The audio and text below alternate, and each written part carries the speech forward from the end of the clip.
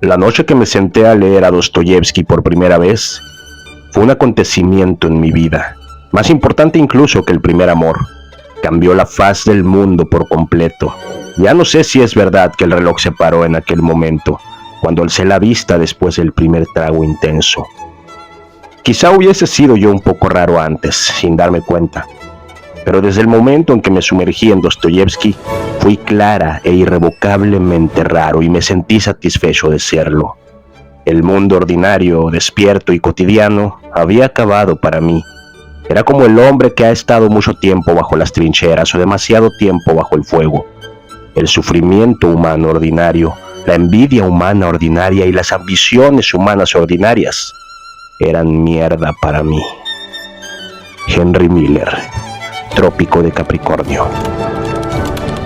No es exagerado decirlo y no va a faltar quien me lo confirme en los comentarios. El libro que vengo a reseñar hoy tiene el potencial de cambiarte la vida, de dejarte la cabeza tocada. Por eso abrí el video con la reflexión de Henry Miller sobre su lectura de Dostoyevski, para animarte a que lo leas, pero también para advertirte y advertido. Ya estás en plena semana del Día del Libro y la Rosa, y a modo de celebración tardía porque no lo alcancé a tener listo el martes, te traigo la reseña de mi libro favorito de Dostoyevski, que entra sin pedos, derechito a mi top 10 de libros favoritos en la vida. Yo digo que sí lo andaría poniendo en un top 3 de todo lo que he leído. Presiento, por la cantidad de notas que tengo aquí anotadas para el video, que esta dosis va a estar larguita, así que prepárate algo rico y caliente o helado si el clima en tu ciudad ya lo amerita, porque tu dosis dostoyevskiana comienza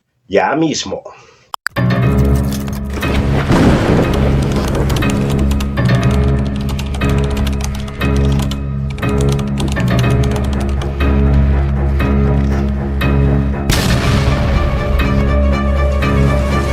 Bienvenido a tu dosis de literatura y sarcasmo con el señor R. Ya saben que yo, con una paciencia psicópata, me guardo los pesos pesados para hacerles video en fechas especiales. El pasado día del libro te reseñé El Conde de Montecristo, nomás porque no había releído Crimen y Castigo, y hoy, un añote después, ya estoy listo para hablar del opus magnum de Dostoyevski. Dostoyevski, mejor dicho, al menos con este libro lo es para mí. Aquí te vas a enterar por qué. En la presente reseña te voy a desmenuzar todos los puntos buenos que alcance antes de que el video se me haga demasiado extenso, para que te animes a leerlo, y si ya lo leíste, para que te den ganas de volverlo a leer. Sin embargo, esta es una de esas reseñas en las que no basta darte una simple sinopsis y una serie de razones para leer la obra. Hay que entregarte también información vital que no anda circulando por cualquier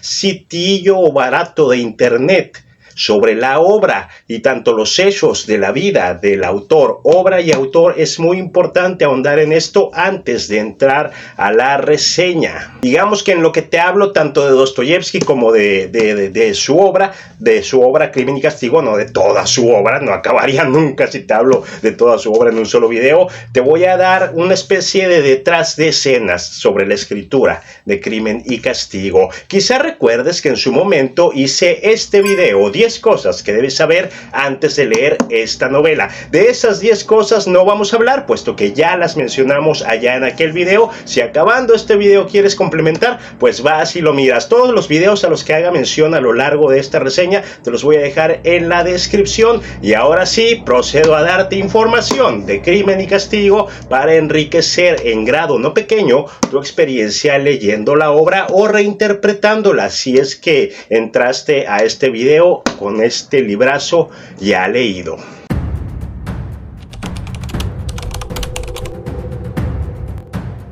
Lo primero que te tengo que explicar es la polisemia en Crimen y Castigo. Nada en las novelas de este señor es coincidencia, y menos en una como Crimen y Castigo. Esta novela está plagada de mensajes y simbolismos que desgraciadamente, nomás porque le estamos leyendo en español y no en ruso, se pierden. Por muy alba mayor que sea la traducción que tengo, se pierden. No hay manera de plasmar en otro idioma que no sea el ruso lo que te vengo a chismear aquí.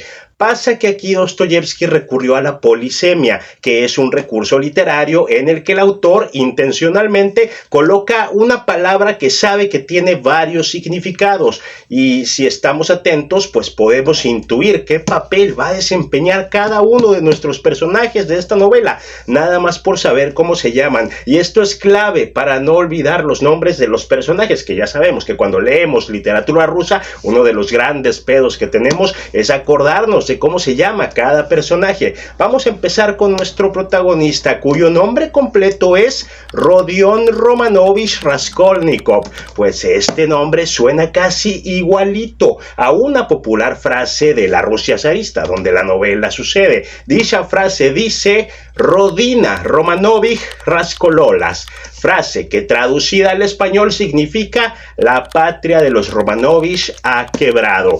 ¿Te parecía un nombre demasiado largo para un personaje? Coincidencia no es, desde ahí te llama la atención. Los personajes rusos suelen llamarse Iván Karamazov, Ana Karenina, Iván Ilyich, Natasha Romanov si quieres, pero Rodion Romanovich Raskolnikov, eso es por algo, eso tiene un porqué, y aquí Dostoyevsky está pretendiendo anunciar su fuerte crítica al zarismo que regía Rusia en aquellos años, nada más poniéndonos el nombre completo de manera tan peculiar de nuestro protagonista. Asimismo, el nombre con el que más se le menciona al protagonista en toda la novela es el segundo, Raskolnikov, que se parece mucho a la palabra Raskolnik, que traducida del ruso al español, Raskolnik significa cismático o disidente, o sea que se aparta completamente de las normas y las leyes, desafiando todo tipo de autoridad. Este personaje es un claro y contundente rechazo al nihilismo ruso, que pretendía desafiar todos los valores que ya estaban cimentados en la sociedad rusa. Pues con el puro nombre del personaje, el Dosto ya nos está diciendo que está en contra tanto del zarismo como del nihilismo. Bueno, pues no nos dice que está en contra, ¿no? O sea, más bien nos dice que este protagonista Raskolnikov va a representar todo eso con una conducta cismática y disidente, tirando a nihilista, que se va a poner en contra, se va a apartar de las leyes a raíz de que cometa, pues ya lo sabemos desde el título, un crimen. Asimismo, el personaje, Raskolnikov tiene su contraparte en otro personaje que es su mejor amigo, un vato que se llama Razumijin, y será este Razumijin quien se encargue de llevar a Raskolnikov de vuelta al camino de la luz, al camino del bien, o mejor dicho, quien intente llevarlo, porque así como que lo logre no está tan padre, tan sencillo, porque el Raskolnikov no se lo va a poner nada fácil a su compa. Este men Raskolnikov es imposible de salvar. Pues Razumijin, ese nombre Razumijin hace alusión a la palabra razum, que traducida del ruso significa razón. Ahí el Dosto nos está diciendo entre líneas que este personaje amigo de Raskolnikov, Razumijin, va a ser la voz de la razón en esta novela. De igual manera, hay otro personaje, un tal Sametov, que es el primero de todos en sospechar de Raskolnikov. Es Sametov quien comienza a poner los ojos en él para desenmascarar si cometió o no el crimen. ¿Y qué creen? Que Sametov hace referencia al verbo ruso sametit, que traducido al español significa saber o darse cuenta. Todas estas cositas no son coincidencias, son guiños, son símbolos que Dostoyevsky nos está dejando ahí. Me extraña muchísimo que, habiendo tanta información en internet sobre esta obra, sobre todo esta que es la más famosa del autor, estos datos que les acabo de dar pues no estén por todos lados. Bueno, ojalá que a raíz de que se dijo en este video se comparta y ya todos puedan saber que la obra Crimen y Castigo es mucho más rica y exquisita de lo que podemos apreciar en su traducción al español. Segundo dato pasado de lanza que te voy a dar: Franz Kafka. Mira este cuadro y piensa en las vibras que te transmite. Este cuadro se llama Un lector de Dostoyevsky y su autor es el pintor Emil Filla. Inicio el dato con este cuadro porque así como se ve como se ve el hombre del cuadro, es casi exactamente la misma postura en la que el escritor Gustav Hanaud describe haber encontrado al escritor Franz Kafka con un ejemplar de Crimen y Castigo en el regazo. Esta escena se describe en el libro de Hanush, Conversaciones con Kafka, y dice que en la expresión de Kafka se veía la paz, el bienestar, la satisfacción después de quedarse semidormido leyendo Crimen y Castigo. No es ninguna sorpresa para los conocedores del tema que Kafka era un escritor cuya obra estaba poderosamente influenciada por Dostoyevsky, y si les gusta Dostoyevsky, esto sí lo tienen que saber. La novela de Kafka, El proceso, ha sido acusada por la prensa amarillista como un plagio de Crimen y Castigo, mientras que los lectores de ambas obras ven la novela de Kafka, El proceso, no tanto como un homenaje, sino más bien como una especie de respuesta a esta novela de Dostoyevsky. Tipo, sentí tantas cosas leyendo esto que tuve que escribir esto otro, verga. ¿Qué voy a hacer yo cuando me lea toda la obra de Dostoyevsky? Pues leer la de Franz Kafka, obviamente. Por eso te dejo el dato, porque quizá si tú ya leíste y amaste Crimen y Castigo, quieras también leer El proceso, que dicen los que quieren mucho a ambos escritores, que no están peleados, de que de plagio no tiene nada. A lo mucho, lo más duro de lo que se atreven a juzgar la novela del proceso es como una especie de reescritura. Kafka escribiendo su versión de Crimen y Castigo. ¿Cómo la interpreto yo? Pues eso tendrás que saberlo, ya que la lea, les digo. Sí, vamos con el último dato. Ay, me causa conflicto, pero bueno, vamos allá. Friedrich Nietzsche, que primero fue Dostoyevsky y después fue Nietzsche. Hay que aclarar eso, porque Nietzsche toma como punto de partida para varios de sus ensayos algunas tesis formuladas en las novelas de Dostoyevsky. Aquí vamos a ahondar nomás en una de ellas. Finalmente, Nietzsche terminó criticando la obra de Dostoyevsky, diciendo que era una pena que un hombre tan talentoso viera su alcance ofuscado por la religión y que esto terminara perjudicando sus obras. Voy a ser objetivo, voy a ser racional, no me voy a poner del lado de ninguno de los dos, pero vas y chingas a tu madre, Nietzsche. ¿Quién murió en su cama al lado de su esposa e hijos? Dostoyevsky, güey. ¿Y quién murió en el manicomio todo pinche trastornado? Tú, pendejo. Bueno, ya, nos calmamos, respiramos una madre y explicamos que Nietzsche es más famoso por su concepto del superhombre que por otra cosa. ¿Qué era el superhombre para Nietzsche? Pues una persona que alcanzó un estado de madurez espiritual y moral superior a la del hombre común. Un men que alcanzó su más elevada forma intelectual, su más elevada fuerza del carácter, su más elevada voluntad, su independencia. Un güey que sus habilidades las desarrolló hasta su culmen y también sus pasiones. Eso es el superhombre de Friedrich Nietzsche.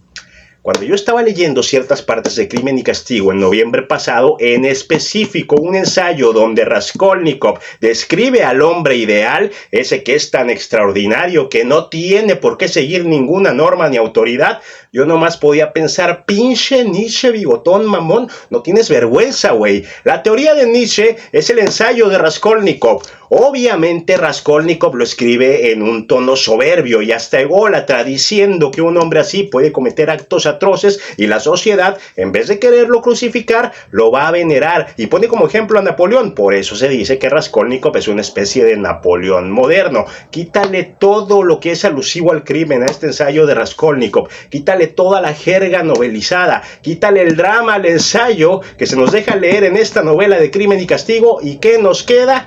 Nos queda lo que podría venir a ser el primer borrador de lo que Nietzsche predicó en su teoría del superhombre. ¿Con qué huevos decía que el cristianismo le ofuscó el talento?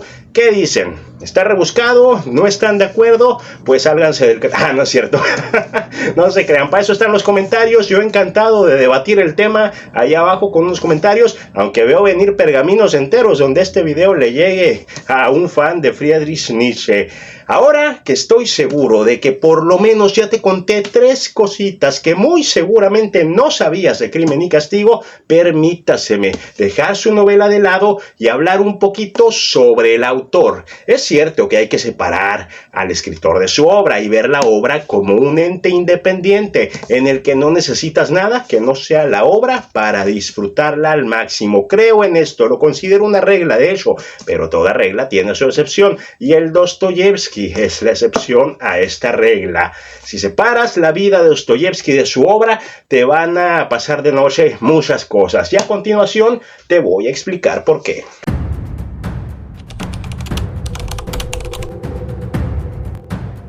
Te juro por las barbas de este ruso que no tenías nada que envidiarle al hombre, ni el talento. Yo soy escritor, el talento no vale todas las vicisitudes por las que pasó. Quizás su prodigioso talento fue el premio de consolación que la vida le dio a cambio de todas las enfermedades y situaciones que padeció. ¿Para qué vamos a ahondar en sus tragedias? Para mostrarte que este señor no romantizaba la escritura. A él nunca lo ves diciendo, ni siquiera en su diario de un escritor, que escribía para evadir la realidad. No, mi ciela, en ruso. Dostoyevski escribía para plasmar su realidad de la manera más cruda, lúgubre y oscura posible. Y hay que leer mucho de su vida para verlo retratado como este o aquel de sus personajes. Para empezar, era pobre, vivía constantemente endeudado y a veces escribía con la presión de no saber si iba o no a tener para cenar ese día. Cuando sus libros comenzaron a ser medio conocidos allá en San Petersburgo, al ser la mayoría de ellos publicados por entregas en la revista El Mensajero Ruso, era porque él vendía los derechos a precios ridículos. Si bien algunas las escribía desde el fondo de sus mismas pesadillas y le costaba mucha energía crearlas, otras las escribía por contrato, es decir, se comprometía a entregar una novela en determinado tiempo a sus acreedores. Si cumplía, le perdonaban una de tantas deudas que tenía, pero donde llegase la fecha y entonces el joven Dostoyevski no entregara nada, perdía automáticamente todos los derechos de sus obras. O sea, imagínate la pinche presión. Eres pobre, eres desconocido. En aquellos años lo era. Y lo único que te hace auténtico, lo único que te desmarca del resto de humanos, es decir, tus letras, está a un vencimiento de plazo de dejar de ser tuyo. ¿Qué tan desesperado hay que estar para firmar algo así? ¿Qué tanta presión te puede generar semejante situación? Y ahí andan los escritores modernos que, ay, que no puedo escribir porque me duele la cabeza. Ay, es que tuve un día bien largo. Ay, es que se descompuso mi compo. Y así como, ¿sabías que escribió los hermanos Karamazov a mano?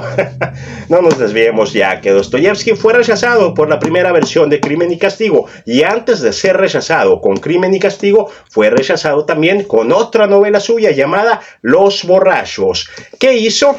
¿Las tiró a la basura y se decepcionó de sí mismo? No, mi ciela. Las unió y creó la versión que hallamos hoy en día en las editoriales decentes. Dentro de Crimen y Castigo está este otro manuscrito que se llamaba Los Borrachos. Aquí lo incorporó, lo adaptó, obviamente, pero él tenía, en los puntos buenos vamos a hablar de este manuscrito de Los Borrachos, él tenía la intención de publicar Los Borrachos individualmente porque Los Borrachos daba un mensaje muy distinto al que nos da con Crimen y Castigo. Pero si su pobreza te conmueve o te provoca empatía, nada te prepara para sus severos ataques de epilepsia. ¿Qué sabía yo, tu dealer, de un epiléptico antes de leer, por ejemplo, su novela? ¿Qué sabía yo de la epilepsia antes de leer esta novela del idiota? Pues nomás sabía que se convulsionaban y ya. En esta novela de El Idiota, Dostoyevski nos describe en un pasaje digno de una novela de terror un ataque de epilepsia en tiempo real.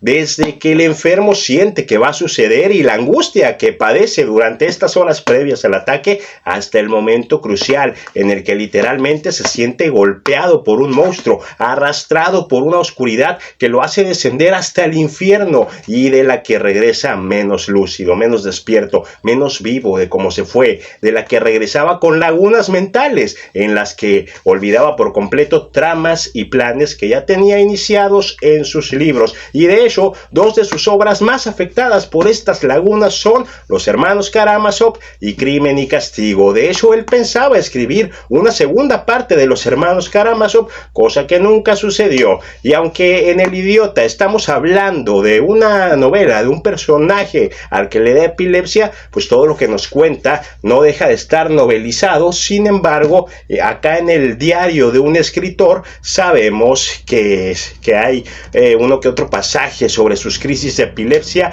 en especial en la introducción, donde su segunda y última esposa describe el estado catatónico con un horror indescriptible dibujado en el rostro antes de sucumbir Dostoyevski a alguna de sus crisis. ¿Y qué pasaba después de una de sus crisis? Que Dostoyevski se sumía en depresiones intensísimas que lo mantenían tumbado en cama por días.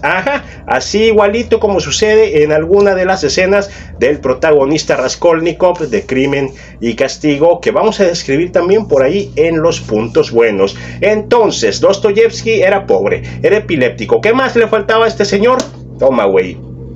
También era un ludópata, es decir, que era adicto a estar apostando el poco dinero que tenía en los casinos. Y más que un vicio, esto ya está más que comprendido como una enfermedad. Como cualquier adicción, serán los vicios los que te lleven a ella, sí, pero una vez que caes en esta adicción, poco control vas a tener para poder salir de ahí. Y es precisamente tras un episodio de crisis en donde Dostoyevski había perdido hasta su reloj de bolsillo, que regresa a San Petersburgo presionado por este contrato en el que debía entregar una novela, a sentarse a escribir la primera versión de Crimen y Castigo, versión que nunca vio la luz de manera oficial. En esta, Dostoyevski escribía en primera persona, y más que un relato, era una confesión del propio Raskolnikov, que narraba su crimen y su posterior tormento tras cometerlo. Finalmente, luego de que le rechazaran el proyecto, Dostoyevski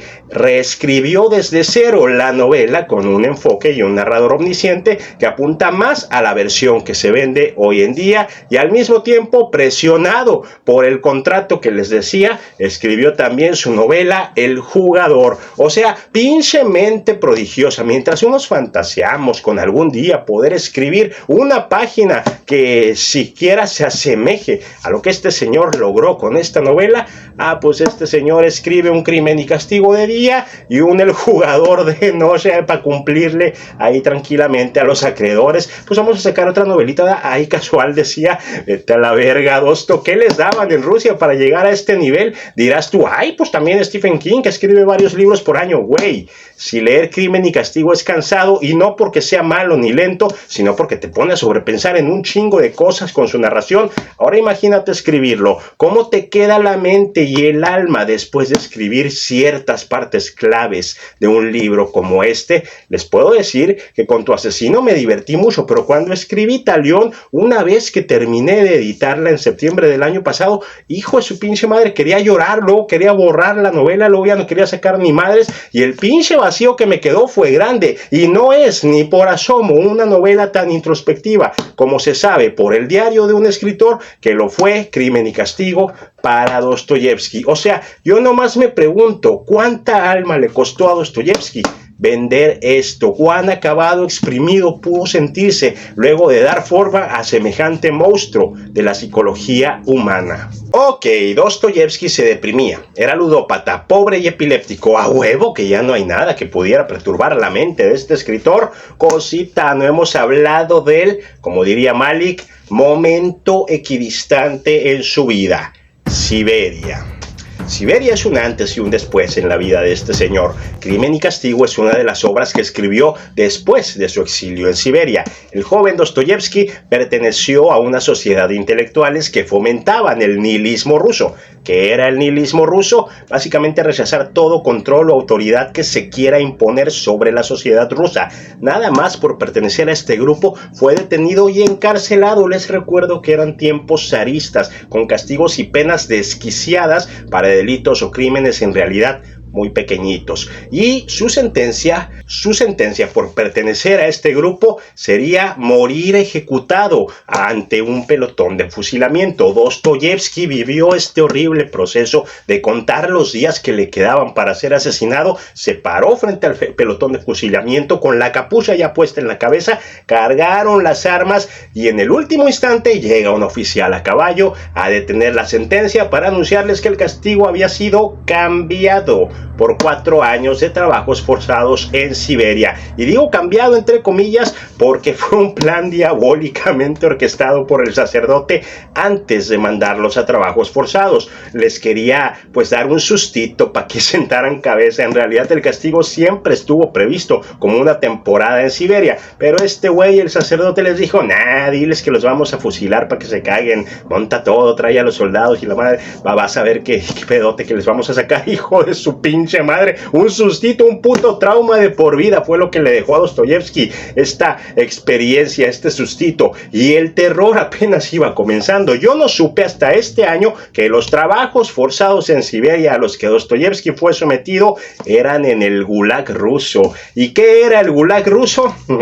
La verdad, te voy a ser bien sincero, es que aún no lo sé porque no he leído estos libros, esta trilogía del archipiélago Gulag, pero la referencia que me dieron fue esta. Comparado con el Gulag ruso, lo que pasaba en los campos de Auschwitz era un juego de niños, era el kinder, era la antesala del verdadero horror. O sea, si los campos de concentración estaban muy heavy y muy crueles, el Gulag ruso lo estaba 3 o hasta 5 veces más. De hecho, la mayoría de presos que se iban al Gulag morían a causa de la intensidad de los trabajos forzados. No así Dostoyevsky, el ruso que vivió, le vamos a decir, y regresó del infierno para contarlo y escribirlo en sus novelas. Ya me estoy pasando de lanza con el tiempo, creo que debo legalizar hacer videos hablando del autor y no tanto de su obra, porque hasta ahorita nomás hemos hablado de Dostoyevsky y bien poquito y por encimita del libro que se supone que nos reúne el día de hoy, Crimen y Castigo. Espero que con esta mini biografía trágica de Dostoyevsky te hayas hecho una idea del hombre que este escritor era, pues consideré necesario dejarlo claro antes de pasar ahora sí ya por fin a mi reseña, como conoces mis reseñas con el formato que siempre les doy, de Crimen y Castigo. Vamos allá.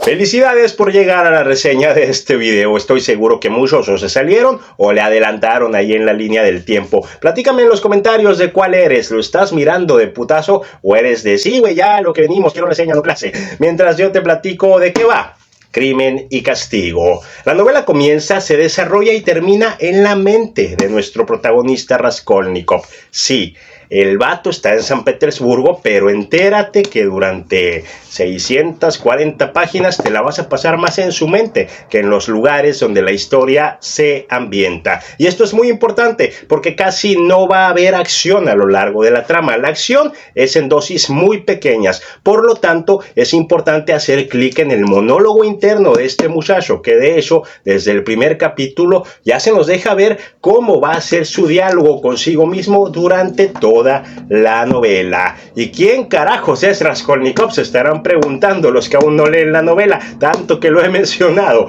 Raskolnikov es un joven estudiante de Derecho. Tiene 23 añitos el man. Es muy inteligente, es un muchacho cultísimo y Dostoyevsky se toma unas líneas para decirnos que es muy apuesto físicamente. En contraparte a todas estas cualidades positivas del protagonista, Raskolnikov es andrajoso, desaliñado, no se preocupa mucho por su aspecto ni por su vestimenta, es descuidado con sus estudios y es un chico muy pobre. Vive en un cuartito miserable donde apenas si puede erguirse en pie sin chocar con el techo. Es esta misma pobreza que lo sobrepasa lo que lo obliga a abandonar sus estudios, porque ya no puede costearlos con el dinero que su madre a duras penas consigue enviarle. Y como no es de extrañar, está endeudado hasta la coronilla. Su casera, la vieja que le renta el cuarto corroído donde vive, no deja de recordarle que está atrasado con el alquiler. Y he aquí una probadita de lo retorcida y enferma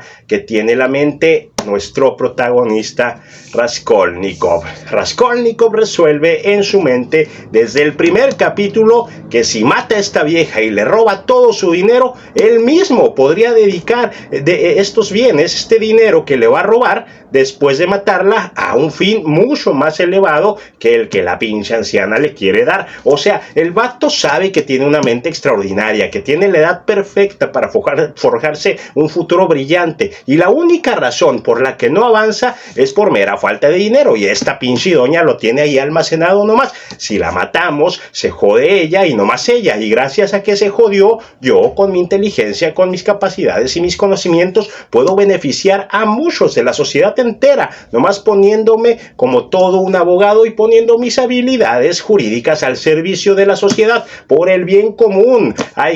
Lo que hay que hacer es eliminar a esta vieja. Es un vil piojo en comparación a lo que yo puedo convertirme con sus recursos. Con esas mismas cantidades yo sería mucho más útil que ella. Y en palabras de Raskolnikov, dichas también desde el primer capítulo, recuerden que mis reseñas van sin spoilers, dice: no, que va, solo estoy divagando, esto es solo una fantasía, un pasatiempo, ¿o es que de verdad planeo hacer eso? Y por eso Raskolnikov se refiere obviamente a matar a la vieja, y el primer capítulo es precisamente él elaborando un ensayo, diciéndose a sí mismo que no lo va a hacer, pero que si lo hiciera, ¿cómo lo haría? Está practicando para pasar el rato, según él. Me parece absurdo no revelar en esta reseña si Raskolnikov hace o no el acto que está planeando, porque ya es casi universalmente conocido lo que Raskolnikov hace, tanto que la misma sinopsis de Alba nos revela aquí atrás si es que lo hace o no. A esto añadamos que la novela se llama Crimen y Castigo, y pues lo menos que esperas así de jodido es que ocurra un crimen y su posterior castigo. Entonces vamos de una, y lo más probable es que lo siga repitiendo en los puntos buenos. Si no quieres saber si Raskolnikov comete este asesinato, si quieres leer la novela con la duda de si lo va a hacer o no, salte ya mismo de este video, porque estoy a 3 segundos de revelártelo. Advertido o advertida estás. Raskolnikov mata a la vieja. No voy a decir cuándo, no voy a decir cómo, pero en efecto la pinche mata, y es bien pinche curioso cómo, a pesar de uno como lector ya saber o intuir que esto va a ocurrir o va a pasar en la novela, pues Dostoyevsky logra volarte la cabeza, pero ¡oh, sorpresa! Nada, absoluta y pinchesmente nada sale según lo planeado. Cagadero monumental que se arma el día del asesinato, que de hecho ocurre muy temprano en la novela, y lo cierto es que a raíz de este crimen pues se va a desarrollar un castigo para nuestro protagonista, pero no el que todos estuviéramos esperando. Y en este castigo van a aparecer en escena un montón de personajes secundarios que le van a dar a esta novela una alta gama de matices y tragedias que se desatan a través del crimen de Raskolnikov. Sí, señores, si bien la vamos a pasar mucho en la mente del protagonista, ningún lector de Crimen y Castigo me dirá que estoy mintiendo cuando les digo que esta es una novela de personajes, y cada uno de ellos, con sus claros oscuros, se van a encargar de darnos un plano narrado de la psique humana. Raskolnikov no es el único al que vamos a conocer a profundidad en esta historia. Me parece este un momento muy apropiado para cortar la sinopsis y pasar, aunque no hagan falta, aunque ya estés más que convencido y hasta emocionado por leer la novela, a algunos de los puntos buenos de Crimen y Castigo, porque si la reseña no trae enlistados y explicados los puntos buenos, pues será reseña, pero no es del señor R.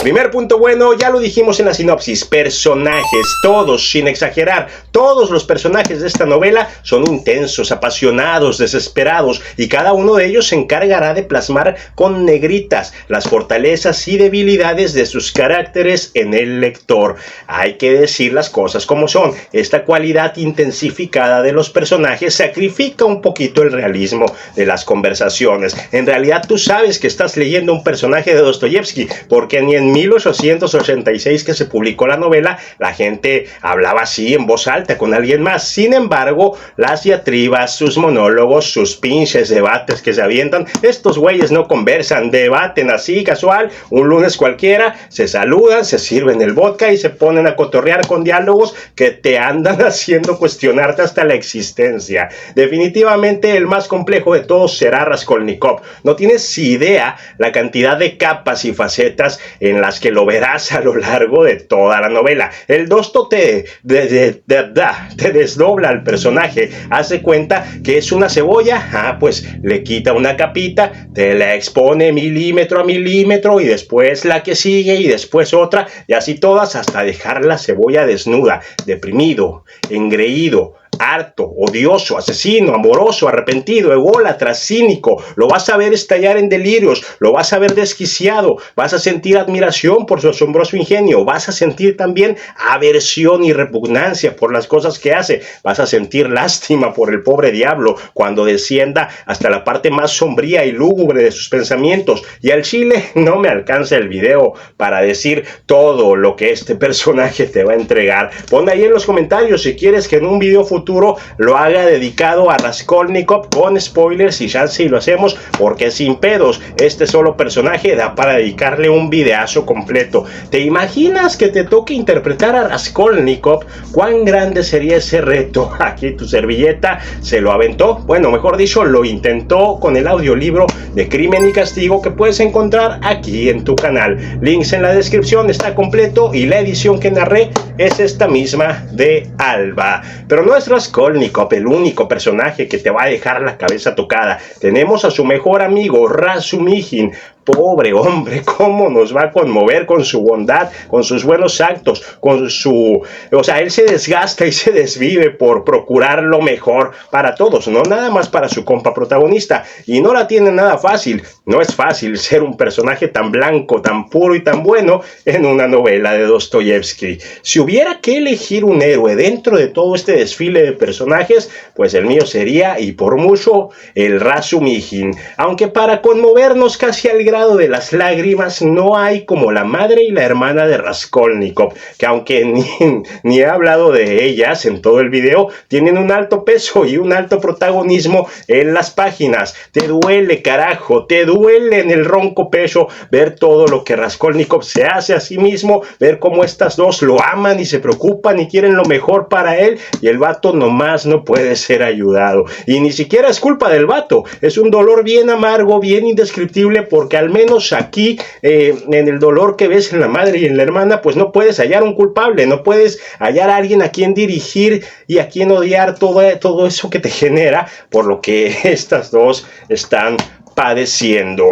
Hay también por ahí un antagonista, un villano en toda regla, que se menciona al principio y aparece en escena ya muy entrada a la historia. Que hijo de su pinche madre, cómo lo odias. A este güey sí te dan ganas de que le pasen siquiera una cuarta parte de lo que le está pasando a Raskolnikov. No te voy a decir su nombre porque te digo que se le menciona muy temprano, pero aguas con este güey que también representa un problema que incluso en tiempos recientes sigue existiendo.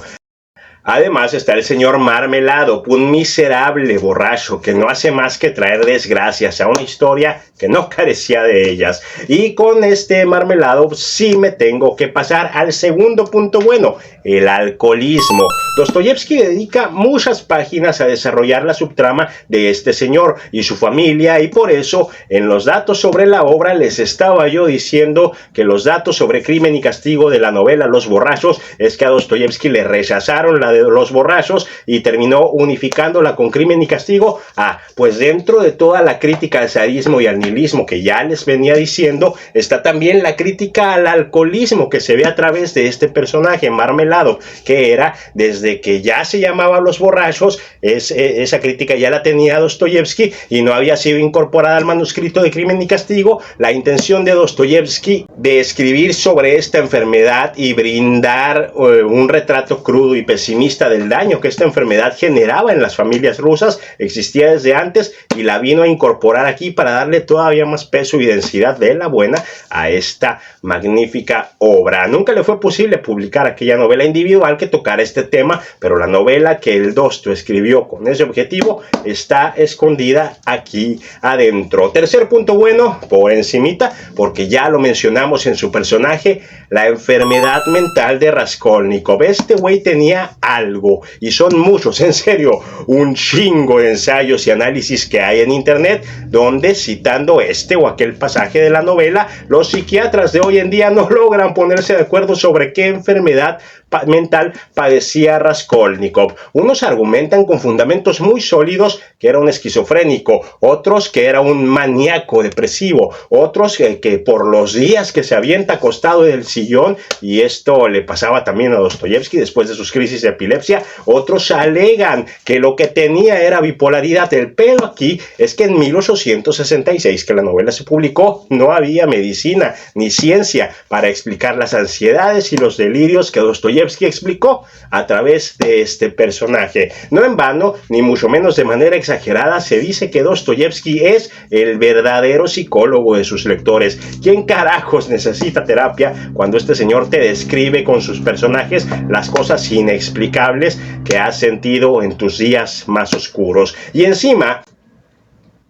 las vino a describir casi 200 años antes de que nacieras. Dostoyevsky vio el futuro, güey. Y no nomás con las enfermedades mentales, sino también con el existencialismo. Ya dijimos que es papá de Friedrich Nietzsche. Y bueno, ya va siendo hora también de que lo vean como el vato que vino a explicar trastornos mentales que ni nombre tenían cuando los explicó. Cortesía seguramente del Gulag ruso, donde estuvo compartiendo espacio con los peores criminales del país, porque, repito, ni en periódicos, ni en revistas, ni en libros había información psiquiátrica de la que él pudiera servirse para describir estas cosas en sus personajes. Salió de su cabeza y de sus vivencias, de sus memorias de la casa muerta, de sus diarios. ¿Quién lee a quién aquí? ¿Nosotros leemos a Dostoyevsky o Dostoyevsky nos lee la mente cuando abrimos algún libro suyo? Cuarto punto bueno, también se mencionó de pasada, hace como media hora ya, el ensayo de Raskolnikov. No quiero redundar en otros videos, pero cuando yo leí por primera vez Crimen y Castigo fue en la editorial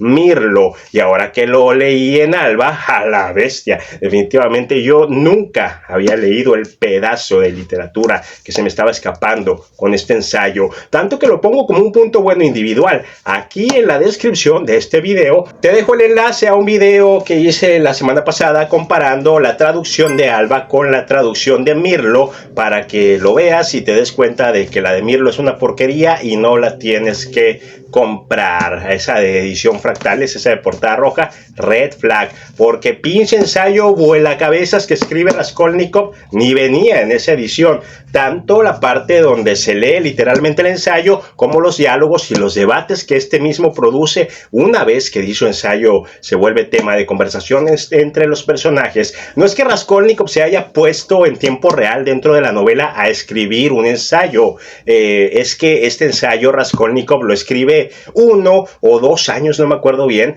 antes de matar a la vieja, lo que viene a mostrarnos que la semilla ya estaba sembrada desde mucho antes de que dieran inicio los hechos de la historia. Y sí, es fascinante. Este ensayo te pone a dudar sobre la pinche moral hipócrita que aún en días recientes rige el mundo. Y me sigue haciendo mucho ruido eso. Te aplauden o te cancelan según qué tan extraordinario te veas. En este ensayo se hace una crítica a la moral de la sociedad rusa de 1860, pero si adaptamos 2 que 3 parrafitos ahí, nos está criticando también a nosotros, porque aplaudimos y censuramos cosas a lo idiota, de modo contradictorio. Somos putos borregos siguiendo hordas, manadas de imbéciles. ¿Dónde va la corriente? Ahí vamos todos. ¿Quieres saber por qué? Lee el ensayo que viene en Crimen y Castigo.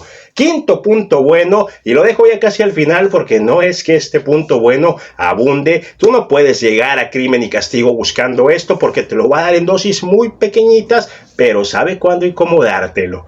Thriller, vertiginosidad, trepidancia, diálogos adictivos. Estamos ante el primer y quizá el único thriller existencialista de la historia. Sí, señor. Si bien ya he dicho que la mayoría de la historia no está pasando nada de acciones, porque o estás en la mente de Rodia o estás leyendo diálogos de 6 páginas, sobre todo con Marmelado, pero cuando hay acción, cuando terminan ciertos capítulos en momentos clave que te obligan por lo menos a empezar el que sigue, sigue, la tensión se estira a niveles inimaginables. Te juro que pareciera que estás leyendo un thriller escrito recientemente, y es en esas partecitas clave donde vas a coincidir conmigo en que estas 640 páginas de aburridas, lentas o densas no tienen nada. El momento del crimen es bestial, es desquiciado, es horror puro, neta, y si le tienen paciencia al monólogo interno de Rodia, el Dosto sabrá compensarlos. Claro que puntos buenos hay más, un chingo más,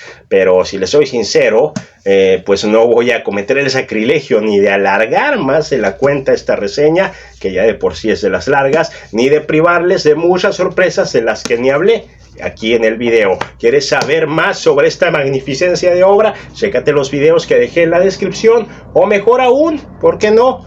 Léela. Puntos malos no hay. ¿Quién va a ser el vergas que diga algo malo de Crimen y Castigo? Que levante la mano para mochársela de un hachazo.